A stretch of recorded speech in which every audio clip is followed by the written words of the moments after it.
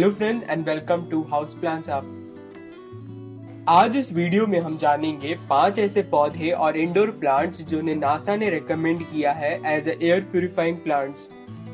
अगर आप इस चैनल पे नए हो तो सब्सक्राइब करिएगा हमारे चैनल को और बेल आइकन को जरूर दबाइएगा ताकि हमारे लेटेस्ट वीडियो के नोटिफिकेशन आपके पास जरूर आते रहे। आप हमें इंस्टाग्राम में भी फॉलो कर सकते हैं जहां हम प्लांट फोटोज हमेशा डालते हैं।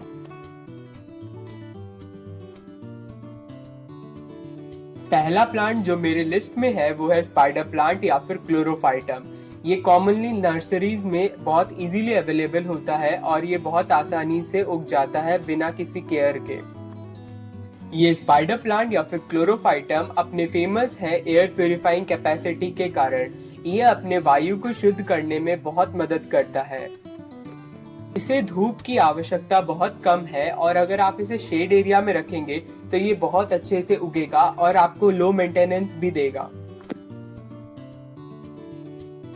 इसका नाम स्पाइडर प्लांट इसलिए दिया गया है क्योंकि ये जब अपने बेबीज को इस लंबे स्टॉक में प्रोड्यूस करता है और या फिर पप्स कह सकते हैं, वो बिल्कुल स्पाइडर के जैसे लगता है कि कोई स्पाइडर वॉल के ऊपर हैंग कर रहा हो।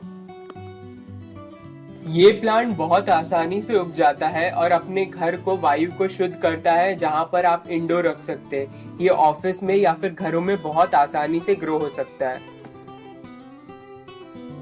दूसरा प्लांट जो मेरे लिस्ट में है, ये सब आप जानते होंगे, ये कि बहुत कॉमन प्लांट है जो कि मनी प्लांट या फिर पोथोस के नाम से जाना जाता है। आजकल इसके बहुत वैरायटीज आते हैं जैसे नियॉन पोथोस हो गए, सिल्वर पोथोस हो गए, वेरीगेटेड पोथोस और वगैरह वगैरह। पर ये जो पोथोस है वो बहुत कॉमन है, अपने घरों में पाया जाता है। ये प्लांट बहुत आसानी से उग जाता है और अपने वायु शुद्ध करने में बहुत मदद करता है। नासा ने इसे अपने लिस्ट में रिकॉर्ड किया गया है कि ये बहुत आसानी से बहुत हार्मफुल केमिकल जो कि हमारे वातावरण में होता है वो एब्जॉर्ब कर लेता है और इन रिटर्न में वो ऑक्सीजन प्रोड्यूस करता है ताकि अपने वातावरण का शुद्धिकरण हो जाए।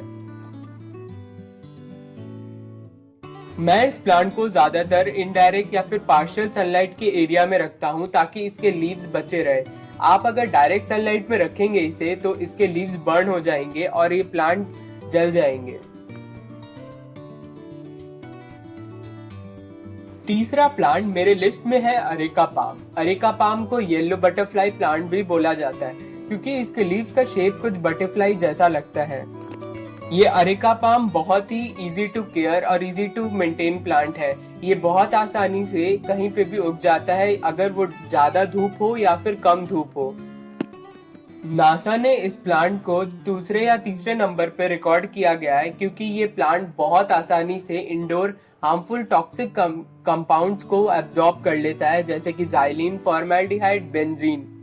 ये सब वोलेटाइल गैसेस होते हैं जो हमें दिखते नहीं है आसपास के एरिया में और ये हमारे को बहुत हार्म कर सकता है लॉन्ग टर्म जर्नी में, जैसे कि हेडेक कर सकता है, ड्राउजीनेस कर सकता है, रेस्पिरेटरी प्रॉब्लम और बहुत सारे। ये सब इंडोर हाउस प्यूरिफाइंग प्लांट्स बहुत आसानी से इन सब गैसेस को एब्जॉर्ब कर लेता है। चौथा प्लांट मेरे लिस्ट में है स्नेक प्लांट्स जो कि सेंसिवेरिया प्लांट भी बोला जाता है। ये प्लांट्स अभी बहुत ज्यादा पॉपुलर हो रखे हैं क्योंकि अपने लो मेंटेनेंस और एयर प्यूरिफाइंग कैपेसिटी के लिए।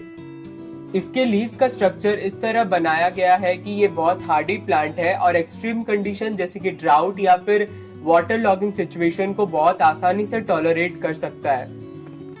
इसके लीव्स का पैटर्न और स्ट्रक्चर कुछ इस तरह है कि वो सांप जैसे दिखता है, तो इसे स्नेक प्लांट्स का नाम दिया गया है। ये प्लांट बहुत आसानी से उगने वाला प्लांट है और स्लो ग्रोइंग प्लांट और लो मेंटेनेंस प्लांट भी है। ये अगर आप शेड में रखेंगे तो शेड में बहुत अच्छा करेगा और धूप में रखेंगे तो भी ये बहुत अच्छा करेगा। इस प्लांट में बहुत कम चांसेस होते हैं कि कोई कीड़े मकोड़े अटैक करे, तो ये प्लांट बहुत बेनिफिशियल है और harmful toxin substance like xylene, formaldehyde जो आसपास हमारे पेंट्स या फिर फर्निशिंग मटेरियल में होते हैं वो एब्जॉर्ब कर लेता है। और पांचवा प्लांट और आखिरी प्लांट मेरे लिस्ट में है रबर प्लांट या फिर फाइकस। ये प्लांट अपने ब्रॉड लीव्स और एयर प्यूरिफाइंग कैपेसिटी के लिए बहुत पॉपुलर है। ये इंडियन क्लाइमेट को बहुत आसानी से टॉलरेट कर लेता है ताकि वो हार्श सनलाइट हो या फिर पार्शियल लाइट हो।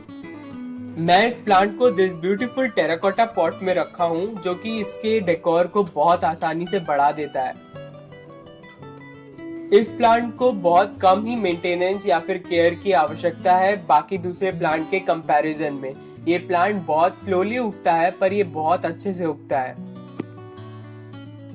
ये प्लांट को आप ज्यादा फर्टिलाइजर नहीं भी देंगे तो ये बहुत अच्छा से चलेगा, पर आपको अगर 1 मंथ में एक बार फर्टिलाइज करेंगे इस प्लांट को थोड़े से वर्मी कंपोस्ट या फिर काउडंग कंपोस्ट के साथ, तो ये प्लांट बहुत अच्छे से चलेगा।